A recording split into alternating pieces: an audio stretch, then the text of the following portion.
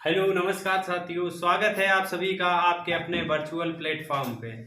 आपके लिए डेली की तरह करंट अफेयर्स की क्लास हम लेकर आते हैं, जिसमें महत्वपूर्ण करंट अफेयर्स के प्रश्नों को शामिल किया जाता है। उसी तरह आज भी लेकर आए हैं 16 नवंबर की क्लास। तो 16 नवंबर के महत्वपूर्ण प्रश्नों को शामिल किया गया है, तो क्लास को अंत तक जरूर देखें, क्योंकि इसमें जो प्रश्नों को शामिल किया गया है आगामी परीक्षाओं के लिए बहुत ही महत्वपूर्ण साबित होंगे।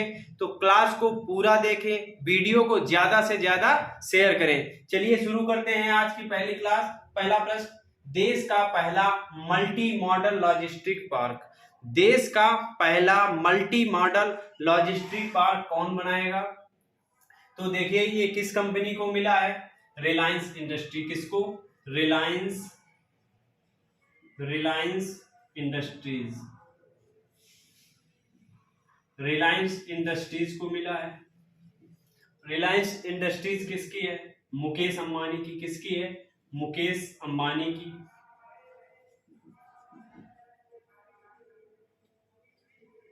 मुकेश अंबानी की। किसकी है? मुकेश अंबानी की कंपनी है रिलायंस इंडस्ट्रीज।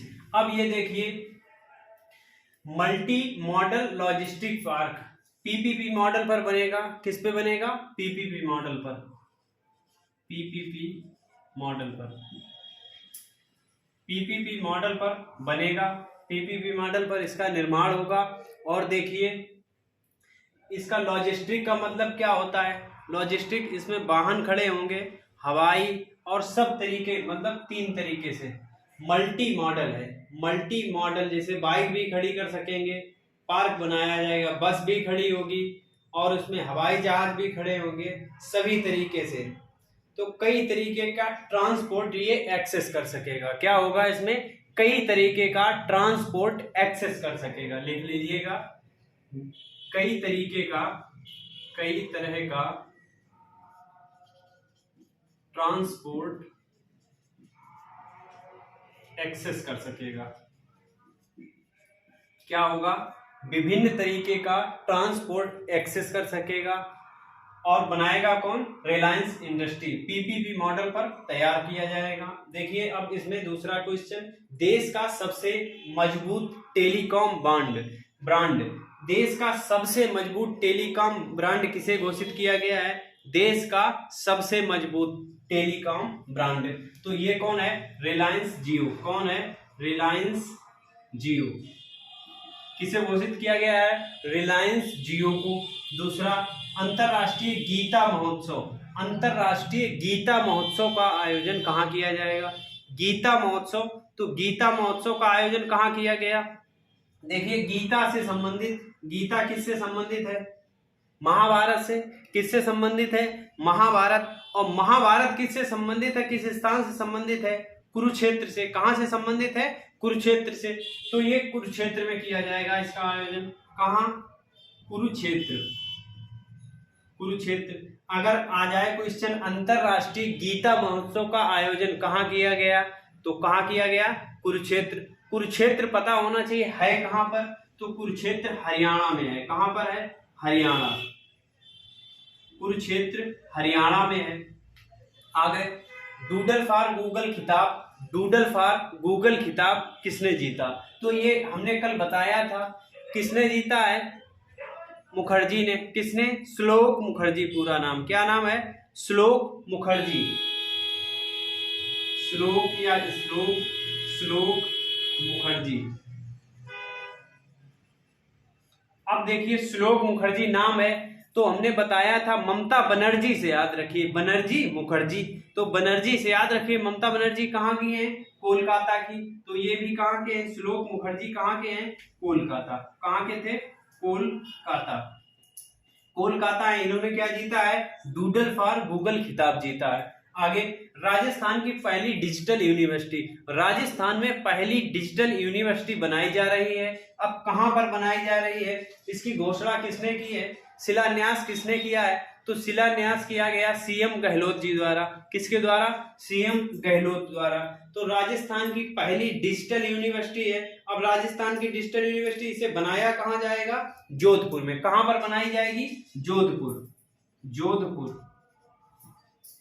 आगे, भारत का पहला प्राइवेट रॉकेट, भारत का पहला प्राइवेट रॉकेट जो कि प्रक्षेपण के लिए तैयार है, नाम क्या है?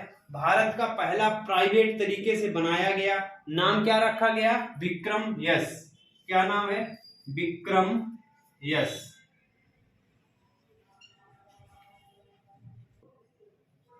दूसरा प्रश्न देखिए, अंडर 19 वर्ल्ड कप 2024 की मेजबानी कौन करेगा? तो अंडर 19 वर्ल्ड कप 2024 की घोषणा हो चुकी है, इसकी मेजबानी कौन देश करेगा? और महिला वाला कौन सा देश करेगा? तो अंडर 19 वर्ल्ड कप 2024 इसकी मेजबानी कौन देश करेगा? श्रीलंका। कौन करेगा? श्रीलंका। 2024 की मेजबानी श्रीलंका करेगा। किसकी? अंडर 19 वर्ल्ड कप 2024 इसकी मेजबानी करेगा श्रीलंका। अब देखिए, महिला वाला अगर पूछ दिया जाए, ये कौन सा है? पुरुष वाला। महिला वाला पहली बार, महिला, अगर महिला का पूछ दिया जाए, अंडर 19 महिला वर्ल्ड कप 2023 में होगा। कब होगा? 2023 में, पहली बार, पहली बार। अब ये होगा कहाँ इसका आयोजन? कहाँ पर आयोजन होगा? तो दक्षिण अफ्रीका। कहाँ पर? दक्षिण अफ्रीका। दक्षिण अफ्रीका में इसका आयोजन होगा। Under 19 world cup, under 19 world cup 2023 महिला किस कहाँ पर होगा? दक्षिण अफ्रीका में। और 2024 में पुरुष का होगा। पुरुष का कब होगा? 2024 में। इसकी मेजबानी कौन देश करेगा? श्रीलंका। कौन करेगा? श्रीलंका। इसकी दक्षिण अफ्रीका, इसकी श्रीलंका। अब देखिए अन्य प्रश्न, T20 एशिया कप पुरुष विजेता, T20 एशिया कप पुरुष का विजेता कौन रहा? ये T20 एशिया कप है। कौन सा है? Asia cup. इसका विजेता भी श्रीलंका रहा। कौन? श्रीलंका। श्रीलंका। अगर देखिए, एशिया कप पुरुष का विजेता श्रीलंका रहा, महिला का विजेता कौन रहा? इसका महिला का विजेता कौन रहा? पुरुष का विजेता है श्रीलंका और महिला विजेता भारत। कौन है? भारत। महिला विजेता भारत रहा। पुरुष वर्ल्ड कप 2023, पुरुष वर्ल्ड कप 2023 किसने जीता? पुरुष 2023 कहां पर होगा? तो पुरुष वर्ल्ड कप अब 2023 2022 हो चुका है, 2023 में इसका आयोजन कहां होगा? पुरुष वर्ल्ड कप 2023 कहां पर होगा? अपने भारत में। कहां पर होगा? भारत में। अब देखिए, T20 पुरुष वर्ल्ड कप 2022 का विजेता 2022, इसका विजेता कौन देश रहा? इंग्लैंड। कौन सा देश रहा? इंग्लैंड। कौन सा देश? इंग्लैंड। और हुआ कहां? ऑस्ट्रेलिया में। कहां पर? ऑस्ट्रेलिया में हुआ। विजेता कौन रहा? इंग्लैंड। अब देखिए, कबड्डी 2025 की मेजबानी कौन सा देश करेगा? ये क्वेश्चन हम पढ़ा चुके हैं कि कबड्डी 2025 में होगी। इसका आयोजन कहां पर होगा? तो कबड्डी 2025 की मेजबानी कौन करेगा? इंग्लैंड ही करेगा। कौन करेगा? इंग्लैंड। इंग्लैंड में अगर पूछा जाए कहां पर होगा, तो West Midland, West Midland, West Midland England. कहां पर है ये? इंग्लैंड में। इंग्लैंड, वेस्ट मिडलैंड इंग्लैंड में होगा। तीसरा क्वेश्चन देखिए, तीसरा क्या है? अंतरराष्ट्रीय सहिष्णुता दिवस। अंतरराष्ट्रीय सहिष्णुता दिवस प्रत्येक वर्ष कब मनाया जाता है? तो ये सहिष्णुता, सहिष्णुता से याद रखना है, सहिष्णुता 16 नवंबर। कितना? 16 नवंबर। सहिष्णुता 7 से निकल रहा है, 16 नवंबर, 16 नवंबर। तो 16 नवंबर को प्रत्येक वर्ष अंतरराष्ट्रीय सहिष्णुता दिवस मनाया जाता है। देखिए, अंतरराष्ट्रीय सहिष्णुता दिवस मनाया क्यों जाता है? तो अपनी आम जनता में या समाज में सहिष्णुता को बढ़ावा देने के लिए, सहिष्णुता को बढ़ावा देने के लिए, उसका बढ़ावा को फैलाव करने के लिए या समाज में इसका प्रचार प्रसार करने के लिए, प्रत्येक वर्ष 16 नवंबर को इसका दिवस मनाया जाता है, अंतरराष्ट्रीय सहिष्णुता दिवस। किसके लिए? समाज में सहिष्णुता को बढ़ावा देने के लिए या समाज में फैलाने के लिए। तो 16 नवंबर को मनाया जाता है। अब ये तो समझ गए क्यों मनाया जाता है। अब सहिष्णुता का अर्थ क्या होता है? सहिष्णुता का अर्थ होता है कि अहिंसावादी बनना। क्या? अहिंसावादी बनना। हिंसा को रोकने के लिए इसको मनाया जाता है। किसको? हिंसा को रोकने एवं अहिंसा को प्रसार करने। क्या लिख लीजिएगा? हिंसा रोकने एवं अहिंसा को बढ़ावा देने के लिए,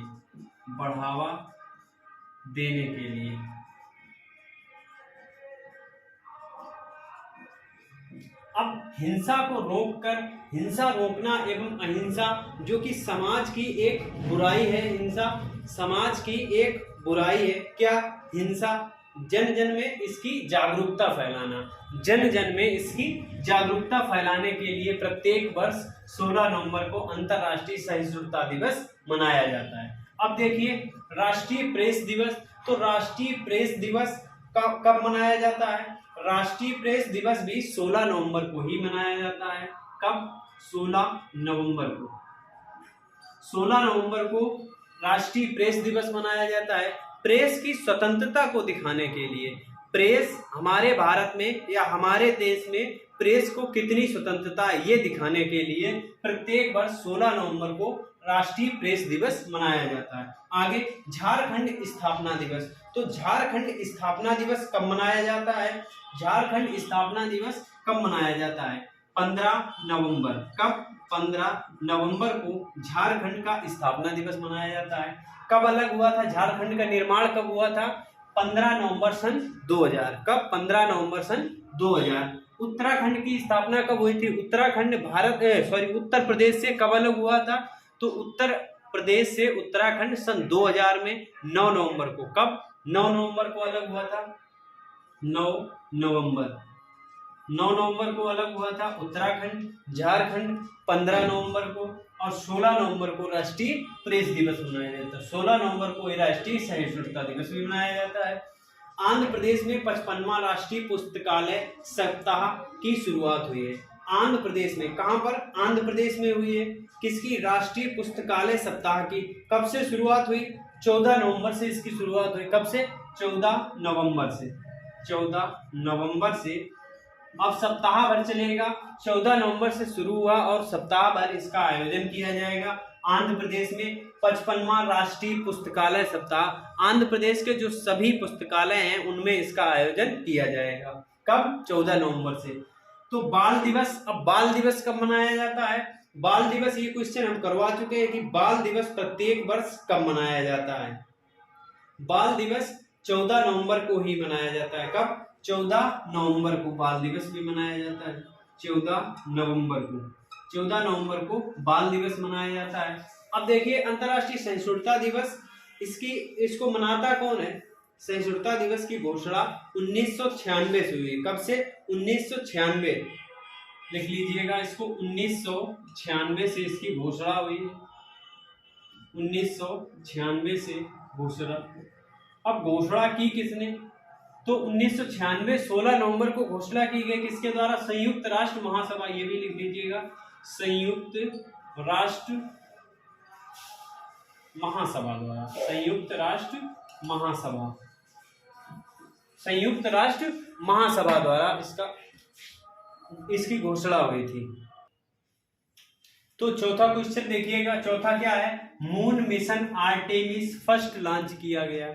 मून मिशन आर्टेमिस फर्स्ट, कौन सा नाम है? आर्टेमिस फर्स्ट, याद रखना है। आर्टेमिस फर्स्ट किसके द्वारा?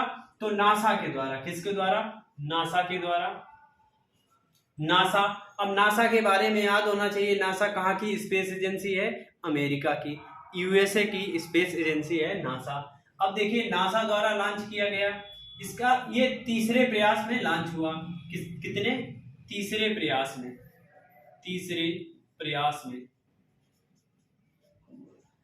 प्रयास में इसकी लॉन्चिंग सफल हुई।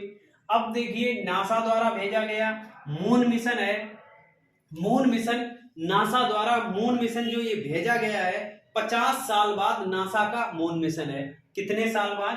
50 साल बाद। 50 साल बाद नासा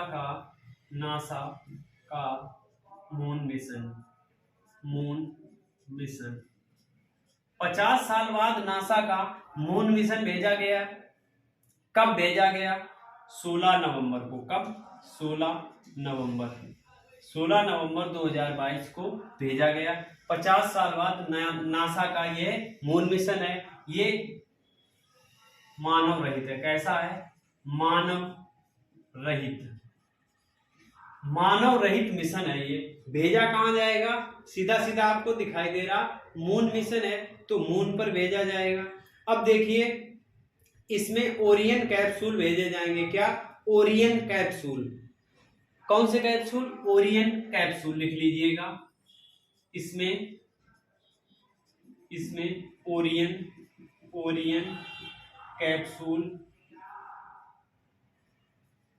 ओरियन कैप्सूल भेजे जाएंगे जो मून के आसपास चक्कर लगाएंगे। जो मून का चक्कर लगाएंगे।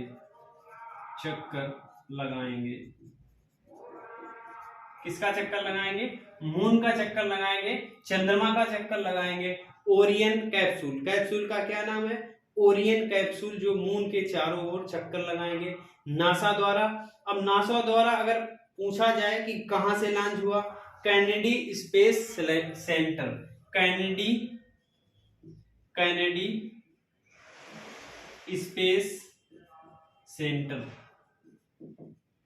कैनेडी स्पेस सेंटर से नासा द्वारा भेजा गया है।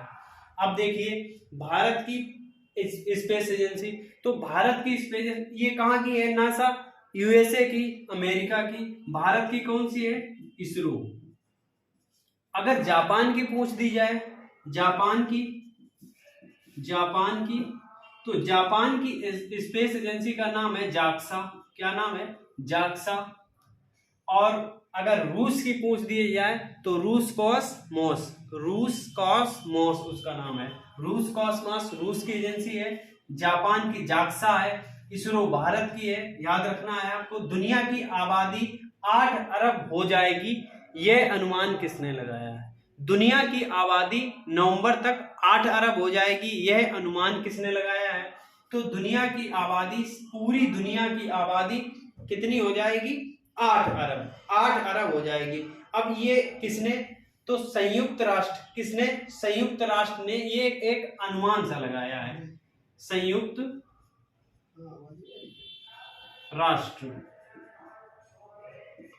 राष्ट्र द्वारा यह अनुमान लगाया गया। अब देखिए आगे इसरो जाक्सा का संयुक्त मिशन। तो इसरो जाक्सा मिलकर एक संयुक्त मिशन घोषणा की है। मिशन भेजा जाएगा। तो कहां पर मिशन भेजा जाएगा? चंद्रमा के अंधेरे वाले भाग में। कहां? चंद्रमा के अंधेरे वाले भाग में। चंद्रमा के अंधेरे वाले भाग में भेजा जाएगा, जिसमें लैंडिंग की जिम्मेदारी किसकी होगी? जाक्सा की। जाक्सा मतलब जापान की स्पेस एजेंसी। अब देखिए इसरो द्वारा चंद्रयान 3 भेजा जाएगा। इसरो द्वारा चंद्रयान 3 कब भेजा जाएगा? तो 2023 में। कब भेजा जाएगा? 2023 में भेजा जाएगा। तो शुरू करते हैं। देखिए 5वां प्रश्न क्या है? एथलीट आयोग का अध्यक्ष चुना गया। एथलीट आयोग का अध्यक्ष किसे चुना गया है? तो अध्यक्ष, उपाध्यक्ष एवं 10 सदस्य चुने गए हैं। अध्यक्ष, उपाध्यक्ष सहित 10 सदस्य। कितने सदस्य चुने गए? 10 सदस्य चुने गए, जिसमें अध्यक्ष और उपाध्यक्ष। तो अध्यक्ष किसे बनाया गया? एमसी मैरी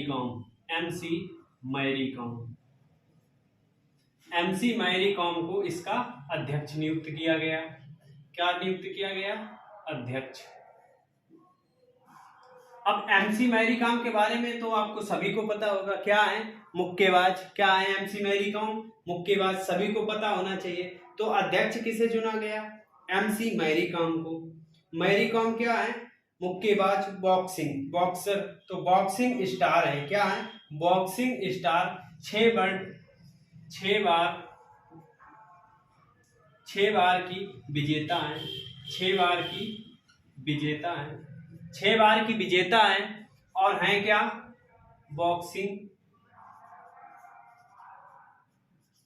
किससे संबंधित? बॉक्सिंग से संबंधित है। किससे? बॉक्सिंग से संबंधित है। 6 बार की विजेता है, बॉक्सिंग स्टार कही जाती है। क्या? Boxing star. और MC Mary Kom, boxing star MC Mary Kom को इसका अध्यक्ष नियुक्त किया गया। अब देखिए, अध्यक्ष एमसी मैरी कॉम को नियुक्त किया गया है, तो उपाध्यक्ष किसे चुना गया? उपाध्यक्ष कल हम पढ़ा चुके हैं, जिनको खेल का सर्वोच्च सम्मान दिया गया। किसका? खेल का सर्वोच्च सम्मान, मेजर ध्यानचंद सम्मान किसे दिया गया? तो मेजर ध्यानचंद सम्मान हम पढ़ा चुके हैं, किसको दिया गया? अंचिता शरद कमल। शरद कमल याद रखना है, क्या लिख लीजिएगा? उपाध्यक्ष,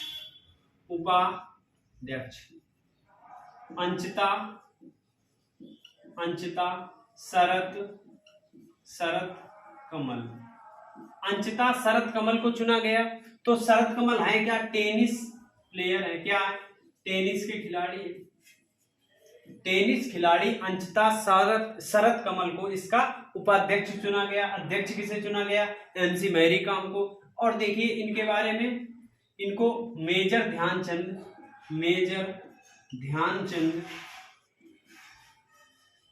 खेल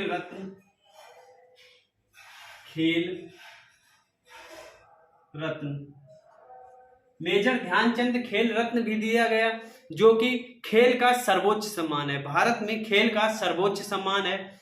अब देखिए एथलीट, इसमें आयोग, इसमें कितने हैं सदस्य? कितने सदस्य? टोटल सदस्यों की संख्या कितनी है? 10। टोटल सदस्य कितने हैं? 10 कुल सदस्य हैं, जिन्हें निर्विरोध चुना गया है। क्योंकि 10 ही फॉर्म पड़े थे, 10 ही लोगों ने फॉर्म भरे थे, 10 ही लोग चुने गए हैं, तो निर्विरोध सभी चुने गए हैं। कितने? 10 लोग चुने गए। अध्यक्ष एमसी मैरी कॉम को बनाया गया, उपाध्यक्ष अंचिता शरद कमल टेनिस प्लेयर को बनाया गया। किसको? अंचिता शरद कमल, जो कि एक टेनिस खिलाड़ी है। अब देखिए स्लोवानिया की पहली महिला राष्ट्रपति को हाल ही में चुना गया है। तो स्लोवानिया की पहली महिला कौन बनी है? महिला बनी है पहली बार राष्ट्रपति। क्या नाम है? नताशा। कैसे नाम रखना है यार? नताशा याद रखना है।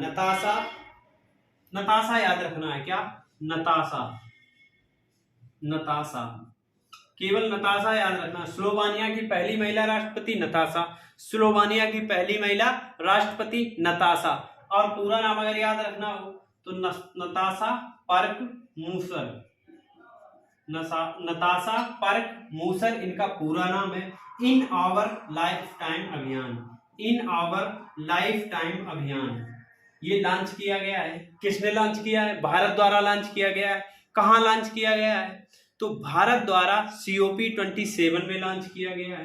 कहाँ? COP27 में भारत द्वारा इसको लॉन्च किया गया। अब देखिए नवी टेक्नोलॉजीज के ब्रांड एम्बेसडर चुने गए। इनको भी हाल ही में चुना गया है, नवी टेक्नोलॉजीज के ब्रांड एम्बेसडर। तो नवी टेक्नोलॉजीज कंपनी है, इसके ब्रांड एम्बेसडर हाल ही में बनाए गए। किसको बनाया गया है?